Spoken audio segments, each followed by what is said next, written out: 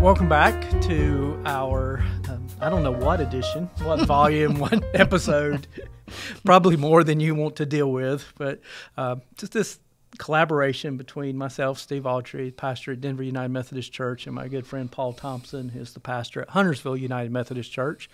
And so we've grown accustomed to having a little time with you a few days of the week through this means.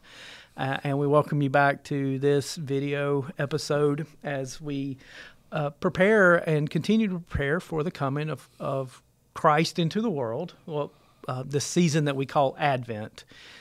This is December 7th, so thank you for being a part of this.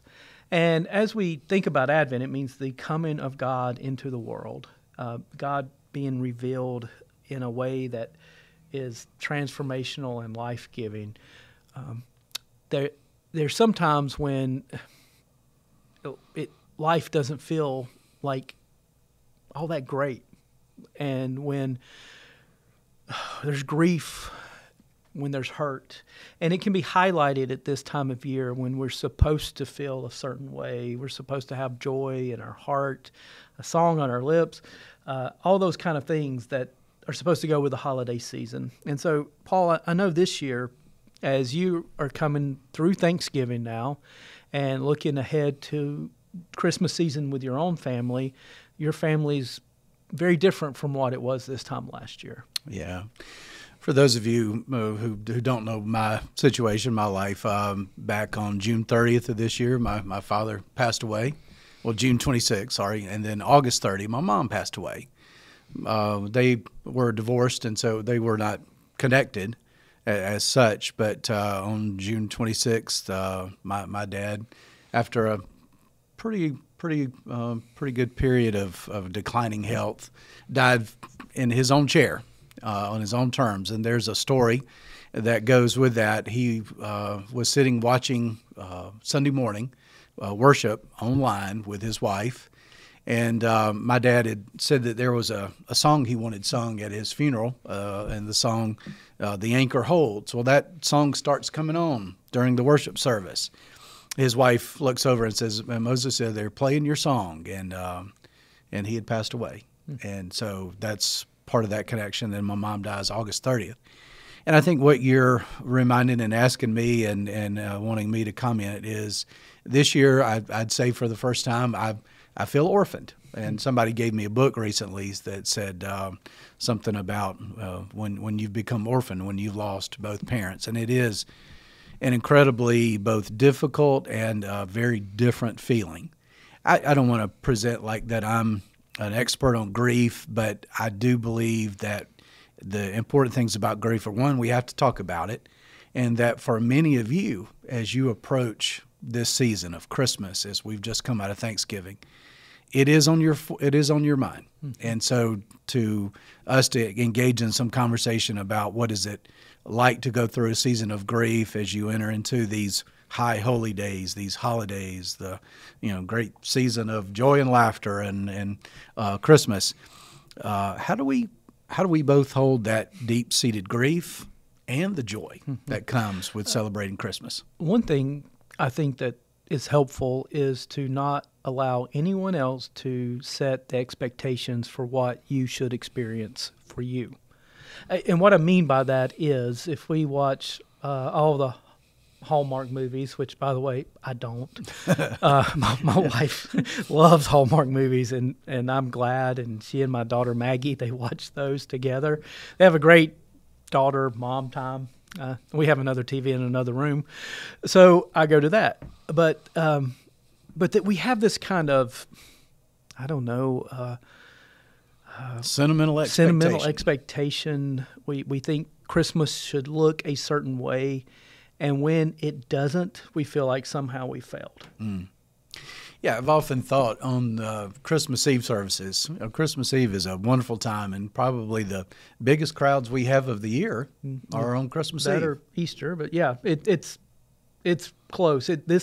Christmas Eve, we typically overall have over 1,000 people who come through worship, and that's not a normal Sunday. No, and I often look out, and I really do believe most of us are there wanting something, some moment that really makes us feel that Christmas spirit.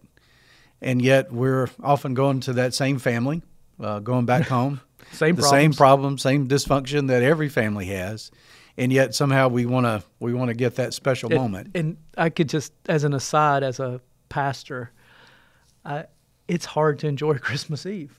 Yeah. I mean, we're doing our best, and this is a woe is me kind of thing, I guess, but we're doing our best to shape worship, to run multiple services, to keep all the things in line. And it's hard for that to be a spiritual moment whenever you're tasked with taking care of so many things. And so it's an odd thing for me to feel absolutely exhausted by the time the last service is over, which for us is our 11 p.m. service. It's usually over right at midnight, and just walk away from that going, wow, I'm so tired. I don't know what to think about this Christmas experience. Well, all of it is a grief. It can go back to unmet expectations, unmet sense of need in us, and it really comes down to a sense of grief, a sense of loss. There's a great equation that I've run across through the years is fear equals grief equals loss. So many times when we lose something, whether it be a family member or we lose a sense, maybe my kids have now gone off to school and no longer is the family what it once was. It's always this deep sense of loss, which is a grief, and we have to acknowledge it and have to hold it for what it is. I shared with the congregation at Huntersville a couple of weeks ago something that when I lost my wife back in year 2008, my first wife Susan died. The hospice material that was given to me that was really helpful as I grieved through that process was a statement that said that the process of grief is becoming more grateful for what you had than sorry for what you've lost. I really pondered that through the years. Is that true? Is that true in my experience? Is that something that I would want to help offer to others as a way of, just processing through grief when you've lost a mom, when you've lost a dad, when you've lost a spouse, maybe you've even lost a child? Is the process of grief a point where we can be more thankful for what we had than sorry for what we lost? If we're ever going to get there, it's not immediate. It's a long, long process. And so as people come into this holiday season, expectations are high. But how do we navigate? How do we manage? And how do we cope when things don't go like we think they should, or we feel that deep sense of loss that may be the first Christmas you're without your mom or dad or without husband or wife? Or there's other types of grief too. There's estrangement within families. There's divorce. There's all kinds of things out there. Which I've always called divorce the death that lingers. My wife, she passed away, and that's a normal grief. But divorce is one that many families experience that it never goes away. And the holidays put so much pressure on that. And to think about, occasionally I'll be driving somewhere and I'll see someone meeting in a random parking lot. I think that's odd. Then it hits me. Wait, that's someone swapping off kids. Yeah. And Christmas, just, the pressure of having to spend, I need to go over here to be with dad, and then I got to go over here to be with mom, and who's got the kids and where are they? So from a Christian understanding, how do we, in the midst of that loss, hurt, grief, how do we find hope?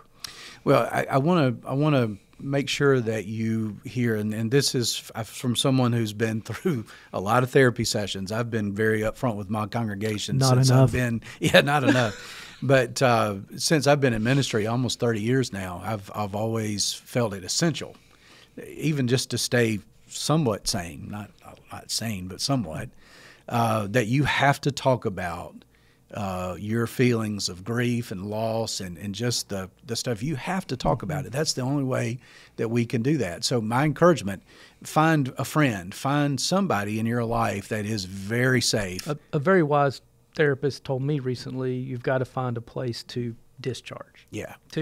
And if you keep everything in, it starts to rot and fester. So how can you productively discharge it. And sometimes that's conversations with friends, with a trusted counselor.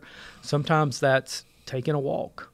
And it's okay if you're in the midst of a family Christmas and you feel this stress or grief overcome you, it's okay to step out, take a walk, collect your thoughts, come back. And the other thing, and you alluded to it earlier, is to manage expectations.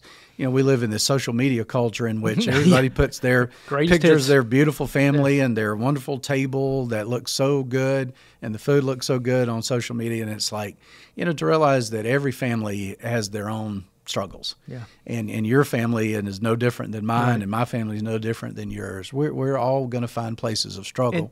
And that God's in that. Yeah. God comes, and part of the story of Advent is God doesn't show up in the throne room. God shows up with a poor family who's struggling to get by, who don't even have a proper delivery room. And it's not a Hallmark moment. We make it into one, but it had to be scary, cold, dangerous. And I guess the final word that I want to say, part of what we believe as Christian faith is that in the end, death is just a new beginning. And we can, in our faith, we hold that and we say our loved ones who've gone on and they're in a better place. And there's no doubt. I feel very confident. But to try to say someone that we shouldn't be sad or we shouldn't be grieving because our loved ones are in a better place and what is really as harmful as about anything that I know.